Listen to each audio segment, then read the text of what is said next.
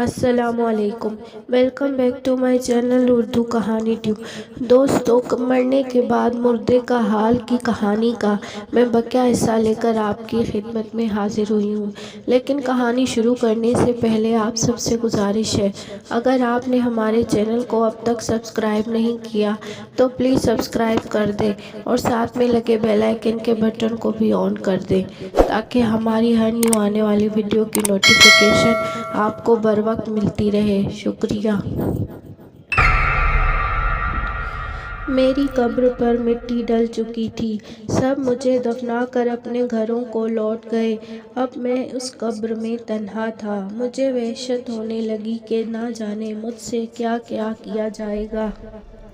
اتنے میں پانچواں فرشتہ آیا اور کہنے لگا، اے ابن آدم، وہ لوگ جو دنیا میں تیرے سب سے عزیز تھے، اب وہ تمہیں دفن کر کے چلے گئے ہیں، اور اگر وہ پاس بھی ہوتے پھر بھی تیری مدد نہیں کر پاتے۔ ان سے تمہارا جو بھی رشتہ تھا وہ دنیا میں ہی تھا، یہاں وہ رشتے تجھے نہیں بچا سکتے، یہاں پر تمہیں اپنے اعمال ہی بچا سکتے ہیں۔ آج یا تو تم جنت میں جاؤ گے یا پھر دوزخ میں ڈالے جاؤ گے۔ اب میں اندھیری قبر میں اکیلا، خوف سے نڈھال تھا، اپنے انجام کا انتظار کرنے لگا۔ اب میرے لیے دنیا کی ساری رنگینیاں، رونقیں ختم ہو چکی تھیں۔ یاروں سے محفلیں، نادانیاں، عبادت سے ناگواری، سب کے انجام کا وقت آ چکا تھا۔ میں خوف زدہ تھا کہ نہ جانے اب کیا ہونے والا ہے مجھ سے۔ اتنے میں قبر مجھ سے بات کرنے لگی، اے ابن آدم، اے انسان، تو بھی کتنا نادان تھا، دنیا میں اتنے مگن ہو گئے کہ یہاں قبر کی اندھیری اور تنہائی کو کبھی سوچا ہی نہیں۔ تم نے اگر دنیا میں اس اندھیری قبر کو روشن کرنے کا سوچا ہوتا تو آج تمہارے چہرے پر خوف نہ ہوتا، تم اپنے انجام کو سوچ کر نہ ڈرتے۔ تیرا خدا کو چھوڑ کر دنیا کی رنگینی مستیوں میں لگ جانا، آج وہی رنگینی مستیاں تجھے آگ میں لے جائیں گی۔ تم نے اپنے لیے دولت جمع کی اور ساری زندگی کرتے رہے، سال میں ایک بار بھی زکوٰۃ دینے کی زحمت نہ کی۔ تیرے پڑوس میں بھوکی ماں کے بھوکے بچے سو گئے، تم نے پوچھنا اور جانچنا بھی گوارا نہ سمجھا۔ تو خاندان والوں سے، دوستوں سے عیاشیاں، پارٹیاں کرتے رہے، ہزاروں کے بل آئے، تو نے ہنسی خوشی ادا کیے، باہر ہاتھ جوڑ کر کھڑے بھوکے فقیروں کو کچھ پیسے نہ دیے۔ تو آج تیرا وہ سارا جمع کیا مال تمہیں سانپ اور بچھو بن کر ڈسیں گے۔ ڈس ڈس کر تمہارے جسم کی بوٹیاں نوچ کر کھا جائیں گے۔ تو یہ نہ سوچ کہ انہوں کے ڈسنے سے تمہیں موت آ جائے گی، نہیں، یہاں تجھے کبھی موت نہیں آئے گی۔ اے انسان، تو خدا کے عذاب سے کیوں اندھا بن چکا تھا؟ دنیا داری میں لاکھوں اڑا دیے، چند پیسے مسکینوں کو ہی دے دیتے، بیوی سے اپنا ہر حکم منوایا، کبھی نماز کا بھی کہا ہوتا، بچوں کی مہنگی جگہ تعلیم دلوائی، کبھی انہیں نماز اور قرآن بھی سکھایا ہوتا۔ کم سے کم آج تجھ پر کچھ آیتیں پڑھ کر تو بخشتے، شاید ان سے ہی تیری بخشش ہو جاتی۔ اب کچھ دیر میں تیرے پاس یہاں منکر نکیر آئیں گے جو تجھ سے کچھ سوال کریں گے۔ سوال بہت ہی آسان ہوں گے۔ تم اگر مومن ہوگے تو ان سوالوں کے جواب آسانی سے دے جاؤ گے، اگر تم مومن نہیں ہوگے تو کسی ایک کا بھی جواب نہیں دے پاؤ گے۔ اس کے بعد تم پر رحم کیا جائے گا یا عذاب دیا جائے گا۔ میں ان منکر نکیر کے انتظار میں تھا، نہ جانے کب آئیں گے، آئیں گے تو کیا پوچھیں گے۔ کچھ دیر میں وہ خوفناک چہروں سے آئے، وہ دو ہی تھے، مجھ سے پوچھنے لگے، تیرا رب کون ہے؟ سوال آسان تھا، پر جواب دینے کے لیے میری زبان ساتھ ہی نہیں دے رہی تھی، کیونکہ میں مومن نہیں تھا، میں نمازی نہیں تھا، میں خدا کا فرما بردار بندہ نہیں تھا۔ میں جواب میں خاموش رہا۔ پھر پوچھنے لگے، تیرا نبی کون ہے؟ اس بار بھی میں خاموش ہی رہا، کیونکہ میں ان دنیا میں عاشق رسول صلی اللہ علیہ وآلہ وسلم تو تھا، پر اس رسول صلی اللہ علیہ وآلہ وسلم پر کبھی درود نہ پڑھا، کبھی اس کا دل سے میلاد نہیں منایا، کبھی اس کی طرح بندوں سے محبت میں نہ رہا، کبھی اس کی طرح یتیموں اور مسکینوں کو اپنا نہ سمجھا، تو آج صرف اس نام کے عاشق رسول کا، اپنے نبی صلی اللہ علیہ وآلہ وسلم کا نام لینے کے لیے زبان بھی ساتھ نہیں دے رہی تھی۔ پھر پوچھنے لگے، تیرا دین کیا ہے؟ اس بار بھی مجھ سے جواب نہیں دیا جا رہا تھا، کیونکہ میں دنیا میں دین کے قریب ہی نہیں تھا، دین کے احکاموں سے غافل تھا، جھوٹا تھا، مکار تھا، صرف نام کا ہی مسلمان تھا۔ جب انہیں کسی بھی سوال کا جواب نہیں ملا تو وہ غصے سے چلے گئے۔ ان کے جانے کے بعد مجھے قبر میں تپش ہونے لگی تھی۔ میرے بائیں طرف سے ایک کھڑکی نما جگہ کھل گئی۔ اس کھڑکی کی مین سے آگ شعلوں کے ساتھ میرے قریب ہو رہی تھی۔ قبر میں بدبو بڑھنے لگی تھی اور قبر چاروں طرف سے تنگ ہوتی جا رہی تھی۔ آگ کی تپش سے میرے جسم کا بایاں حصہ جل رہا تھا۔ میں چیخ رہا تھا، چیخ کر پوچھا، یہ مجھ سے کیا ہو رہا ہے؟ کیوں میری قبر تنگ ہو رہی ہے؟ آگ کیوں میرے جسم کو جلا رہی ہے؟ قبر سے آواز آنے لگی، اے انسان، قبر کا تنگ ہونا، بائیں طرف سے کھڑکی کھلنا، یہ سب تیرے اعمالوں کا کیا دھرا ہے۔ تو اگر دنیا میں خود کو تنگ رکھتا تو تمہیں یہاں وسیع قبر ملتی۔ اب تیرے چیخنے کا کوئی فائدہ نہیں، یہاں تیرے جیسے تیری طرح کے بے شمار انسان چیخ رہے ہیں۔ یہ سب تجھے پہلے سوچنا چاہیے تھا۔ اب عذاب کے لیے تیار ہو جا۔ وہ آواز خاموش ہو گئی۔ آگ میرے بہت قریب آ چکی تھی۔ میرا چہرہ آگ سے جل رہا تھا۔ اس آگ کی تپش دنیا کی آگ سے کئی گنا زیادہ تھی۔ آگ کی تپش مزید تیز ہوتی جا رہی تھی، کچھ ہی لمحوں میں میرے چہرے سے ہو کر پورے جسم کو جلانے لگی تھی۔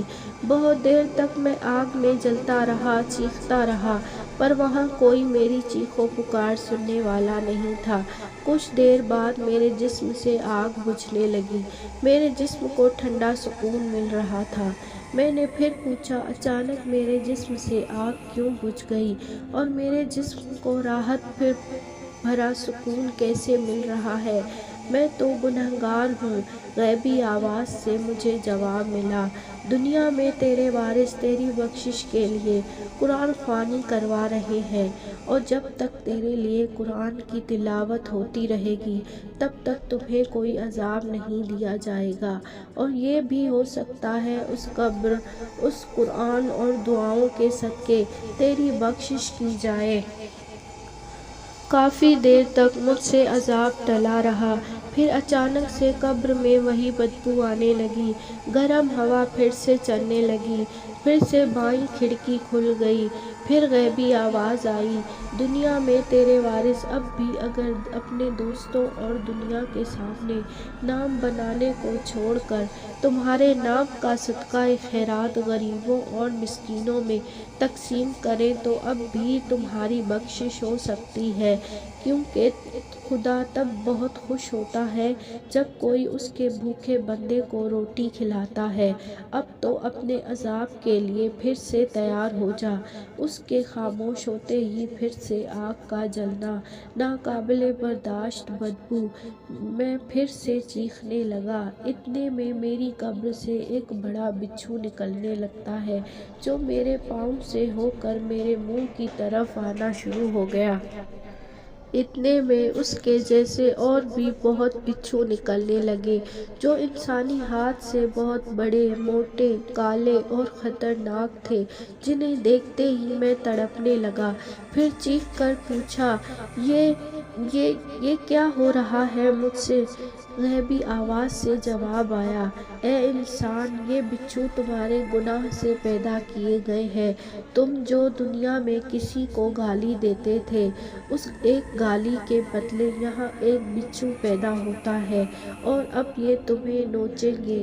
اس کے ایک ڈس سے تم زمین میں کئی نیچے چلے جاؤ گے، پھر اوپر آؤ گے، پھر دوسرا ڈسے گا۔ جتنی تم نے گالیاں دی ہوں گی، جتنے بچھو ہوں گے، اتنی ہی بار تمہیں ڈسا جائے گا، اور اس کی تکلیف کا کوئی اندازہ بھی نہیں لگا سکتا۔ اور اس تکلیف کے بعد تمہیں احساس ہوگا کہ کاش تم نے کسی کو مذاق میں بھی گالی نہ دی ہوتی۔ وہ ان گنت بچھو تھے جن سے میری قبر بھر چکی تھی۔ باری باری ایک ایک ڈستا گیا۔ ان کے ڈسنے سے جو تکلیف پہنچ رہی تھی، اس کا کوئی اندازہ بھی نہیں لگا سکتا۔ کافی دیر تک میں اس عذاب میں تڑپتا رہا۔ جب مجھ پر وہ سزا پوری ہوئی تو مجھے بڑے جہنم میں لے جایا گیا۔ وہاں کی دنیا ہی الگ تھی، ایسی دنیا جس کا کوئی تصور بھی نہیں کر سکتا۔ جہنم کی دنیا بہت بڑی تھی، ہر جگہ آگ ہی آگ تھی۔ میرے ساتھ ایک سزا دینے والا فرشتہ تھا جس نے مجھ سے کہا، اے انسان، یہ وہ جہان ہے جس کا دنیا میں کوئی انسان تصور بھی نہیں کر سکتا۔ یہاں سبھی گنہگار ہیں، اور اب تم دیکھو گے کس کو کس گناہ کی سزا مل رہی ہے۔ میں خوف زدہ ہو چکا تھا۔ ہر طرف چیختے لوگ تھے جو آگ میں جھونکے جا رہے تھے۔ میں ایک جگہ پہنچا جہاں جہنم کا ایک بڑا گڑھا تھا جس میں ان گن لوگ جل رہے تھے۔ ان کی چیخیں اتنی زور سے تھیں کہ اگر وہ آوازیں دنیا میں سنی جاتی تو ہر انسان کے کانوں کے پردے پھٹ جاتے، جس طرح وہ آگ میں جل رہے تھے۔ اگر دنیا والوں کو دکھائی دیتا تو وہ دیکھتے ہی مر جاتے۔ پھر فرشتہ کہنے لگا، جہنم کے اس گڑھے میں یہ سب مسلمان ہیں۔ انہوں نے دنیا میں بہت سے اچھے کام کیے ہیں، غریبوں مسکینوں کی مدد کی، خدا کے نام کی خیراتیں کی۔ لوگوں کے کام آنے پر انہوں نے وہ نہیں کیا جو انہیں یہاں کام آتا۔ انہوں نے نمازیں نہیں پڑھیں۔ خدا سب کچھ معاف کر سکتا ہے، پر جان بوجھ کر نماز نہ پڑھنے والے کو کبھی معاف نہیں کرتا، کیونکہ نماز خدا کا اپنے محبوب خاتم النبی حضرت محمد صلی اللہ علیہ وآلہ وسلم کو دیا ایک تحفہ ہے۔ اگر کوئی بندہ اس کے محبوب کو دیے تحفے کی لاج نہیں رکھتا تو پھر خدا بھی اس بندے کی لاج نہیں رکھتا۔ اسی لیے یہ سب عذاب میں جل رہے ہیں، کیونکہ انہوں نے جان بوجھ کر نماز نہیں پڑھی۔ اس گڑھے کے ساتھ وہاں جہنم کا چھوٹا ایک اور بھی گڑھا تھا جس میں بھی بہت سے لوگ عذاب کاٹ رہے تھے، پر ان پر تھوڑی نرمی تھی۔ میرے حیران ہو کر پوچھنے پر جواب دیا، یہ وہ سب ہیں جو کبھی کبھار نماز پڑھتے تھے۔ انہیں کم عذاب اس لیے مل رہا ہے کیونکہ انہوں نے جتنی بھی تھوڑی بہت سی نمازیں پڑھی تھیں، ان نمازوں کے صدقے اور اجر میں ان کی سزا کم کی گئی ہے۔ پھر میں جہنم کے دوسرے گڑھے میں پہنچا جو بہت بڑا تھا۔ اس میں بھی وہی سب کچھ تھا، آگ، چیخیں، رونا، معافی مانگنا۔ اس گڑھے میں صرف عورتیں ہی تھیں جو سخت عذاب جھیل رہی تھیں۔ ان کے جسم کو آگ جلا رہی تھی اور مختلف خطرناک جیت جسم کو نوچ رہے تھے، جن کے نوچنے سے جسم کی بوٹیاں نکل رہی تھیں۔ ان کی معافیاں اور چیخ و پکار تھی، ہم پر رحم کیا جائے، ہمیں آخر بار دنیا میں واپس بھیجو۔ خدا کی قسم کبھی گھر سے نہیں نکلیں گے، کبھی غیر محرم کو نہیں دیکھیں گے، ہر وقت عبادت میں رہیں گے، اپنا جسم ڈھکا چھپا کر پردے میں رکھیں گے، کبھی اپنے جسم کی نمائش نہیں کریں گے۔ یہ سب کیا کہہ رہی ہے؟ میرے سوال پر فرشتہ کہنے لگتا ہے، یہ وہی عورتیں ہیں جو دنیا میں اس عذاب سے غافل رہیں، جو خدا اور قرآن کے حکم کو ٹھکرا کر دنیا کے مزے میں لگ گئیں۔ ان عورتوں نے اپنے جسم پر اپنی مرضی چلائی، انہوں نے اپنے جسم کو پردے میں نہیں رکھا، انہوں نے قرآن کے حکم کو چھوڑ کر نامحرم مردوں کے کندھوں سے کندھے ملانے کو ترجیح دی، انہوں نے دولت اور شہرت کی خاطر اپنا جسم بیچا، اپنے آپ کو نامحرم مردوں کی نظروں میں لائی، انہوں نے خاتم النبی حضرت محمد صلی اللہ علیہ وآلہ وسلم کی بیٹی حضرت فاطمہ رضی اللہ تعالیٰ عنہا کی زندگی پاکیزگی اور پردے کو چھوڑ کر دنیا کی مکار اور غلط عورتوں کو اپنا آئیڈیل سمجھا اور اپنی زندگی میں انہوں کی طرح گزارنے لگی۔ اگر انہوں نے 4 دن کی زندگی میں دنیا کے مزے اور بے حیائی کو چھوڑ کر حضرت فاطمہ رضی اللہ تعالیٰ عنہا کی طرح پاکیزگی اور پردے میں گزاری ہوتی تو آج یہ عورتوں کی اس جنت کی سردار حضرت فاطمہ رضی اللہ تعالیٰ عنہا سے جنت کے کسی خوبصورت باغ میں ان کے بیچوں بیچ ہوتی، لیکن اب ان کا کچھ نہیں ہو سکتا کیونکہ یہ ہمیشہ کے لیے اس جہنم میں ڈال دی گئی ہیں۔ پھر اسی کے ساتھ ایک اور چھوٹا گھڑا تھا جس میں بھی صرف عورتیں ہی تھیں، لیکن ان پر عذاب میں کچھ نرمی تھی۔ میرے پوچھنے پر جواب ملا، یہ وہ عورتیں ہیں جنہوں نے ساری زندگی اپنے جسموں کو نامحرم سے بچانے کی پوری کوشش کی اور اپنی نظروں کو نامحرم سے ہٹائے رکھا۔ ان پر عذاب میں کمی اس لیے ہے کیونکہ ان کے گناہ بہت چھوٹے ہیں۔ ان کے گناہ ہیں شوہر کی نافرمانی، اپنی اولاد کو دین کی تربیت پر زور نہ دینا، خاص اپنی بیٹیوں کو حیا اور پردہ نہ سکھانا جیسے گناہ۔ یہ اپنے حصے کی سزا کاٹ کر آزاد ہو جائیں گی۔ جہنم میں عورتوں کی تعداد زیادہ تھی، سب کو عذاب میں دیکھ کر دل لرز رہا تھا۔ پھر ایک جگہ پہنچے جہاں پر سخت خوفناک عذاب دیا جا رہا تھا۔ انہیں ایک جگہ کھڑا کر کے آگ کی موٹی اور تلوار سے تیز کیل ان کی آنکھوں میں ٹھوکی جا رہی تھی۔ وہ کیل ان کی آنکھوں سے ہو کر پچھلی طرف سے نکل رہی تھی، ان کی آنکھوں میں بڑا سوراخ بن رہا تھا، وہ درد سے چیخ رہے تھے، ان کی چیخیں پورے جہنم میں سنی جا رہی تھیں۔ ایسا عذاب انہیں بار بار دیا جا رہا تھا، ان کا جسم آگ سے جل کر بھسم ہو چکا تھا، پھر بھی وہ عذاب کاٹ رہے تھے۔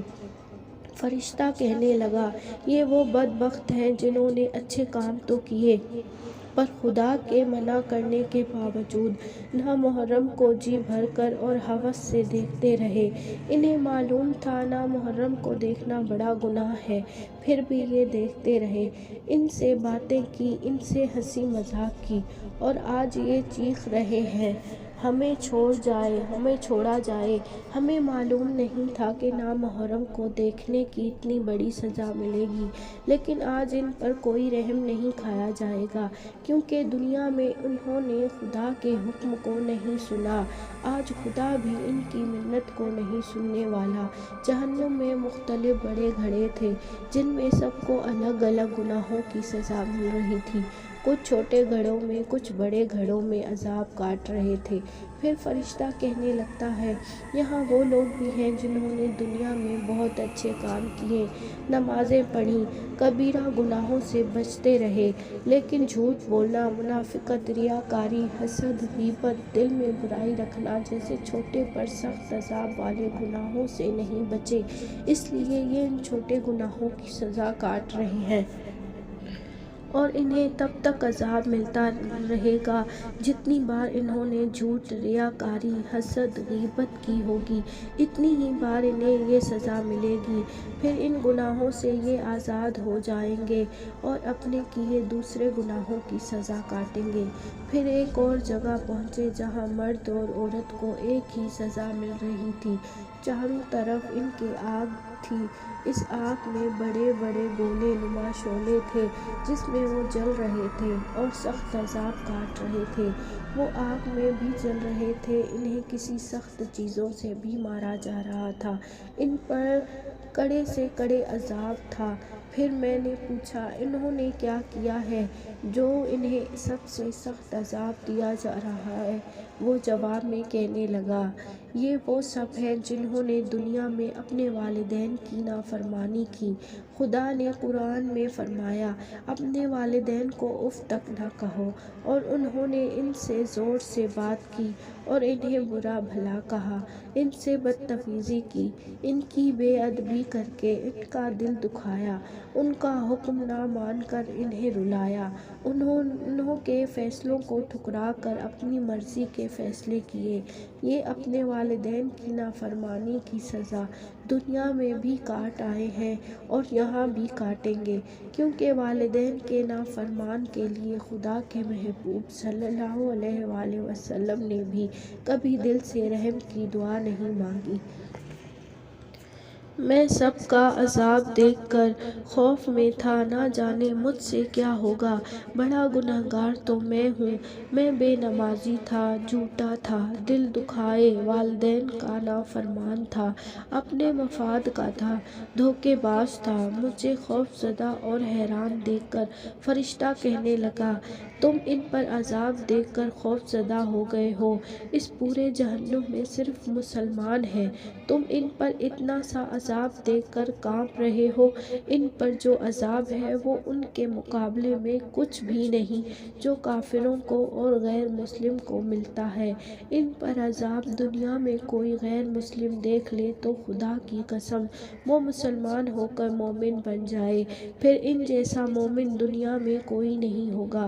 مسلمان کے لیے جنت بہت ہی سستی ہے، بس اس کے لیے اسے 4 دن کی زندگی میں دنیا کی رنگینیوں کو چھوڑنا ہوگا، ہر مشکل وقت میں بھی نماز پڑھے، ضرورت سے زیادہ جھوٹ نہ بولے، کسی کی غیبت نہ کرے، سب سے اچھا رہے، کسی کے لیے دل میں نفرت نہ پالے، اپنی آنکھوں اور جسم کی نامحرم سے حفاظت کرے، والدین کا ادب کرے، اپنی اولاد کو دین سکھائے، ان کاموں سے بھی جنت خرید سکتا ہے۔ پھر میری طرف دیکھ کر کہنے لگا، اب تم اپنے عذاب کے لیے تیار ہو جاؤ، تمہارے ساتھ بھی وہی ہوگا جو تم یہاں دیکھ آئے ہو۔ سنتے ہی میری چیخ نکل گئی، میں تو بہت بڑا گنہگار ہوں، میں نے چھوٹے بڑے بہت گناہ کیے ہیں، میرے اتنے گناہ ہیں کہ دنیا میں بھی خدا سے اپنے گناہوں کی معافی مانگتا تو شاید پھر بھی معافی نہ ملتی۔ سن کر وہ کہنے لگتا ہے، اے نادان انسان، تم چاہے کتنے بھی گناہ کرو، خدا معاف کر دیتا ہے، اگر نہ کرے تو پھر دنیا میں ایک ایسی ہستی ہے جو تمہیں خدا سے معافی دلوا سکتی ہے، وہ ہے آخری پیغمبر حضرت محمد صلی اللہ علیہ وآلہ وسلم۔ آپ کروڑوں گناہ کر کے بھی خدا کی بارگاہ میں جاؤ، سچے دل سے معافی مانگو اور کہو، اے خدا، تجھے تیرے محبوب کا واسطہ مجھے معاف فرما، تجھے اس محبوب کا واسطہ جس کے لیے تم نے یہ دنیا جہاں بنائے، پھر دیکھنا خدا معاف کرے گا، کیونکہ خدا وہ دعا کبھی رد نہیں کرتا جس میں اس کو اپنے محبوب کا واسطہ دیا جائے۔ میں پچھتا رہا تھا، گناہ تو ہو گئے، کاش ایک بار دل سے دعا مانگ کر معافی مانگی ہوتی تو آج اس طرح جہنم کی آگ میں نہ جلایا جاتا۔ زوردار چیخ میرے منہ سے نکلی اور میری آنکھ کھل گئی۔ جب میں نے اپنے آپ کو زندہ پایا تب مجھے احساس ہوا کہ یہ اللہ تعالیٰ کا اشارہ تھا کہ میں مسلمان ہو جاؤں، مومن بن جاؤں۔ اسی دن سے میں نے نماز پڑھنا شروع کر دیا، اچھے کام کرنے شروع کر دیے اور میں ایک اچھا مسلمان بن گیا۔ تو دوستو، کیسی لگی آپ کو یہ کہانی؟ کمنٹ باکس میں ضرور بتائیے گا۔ شکریہ۔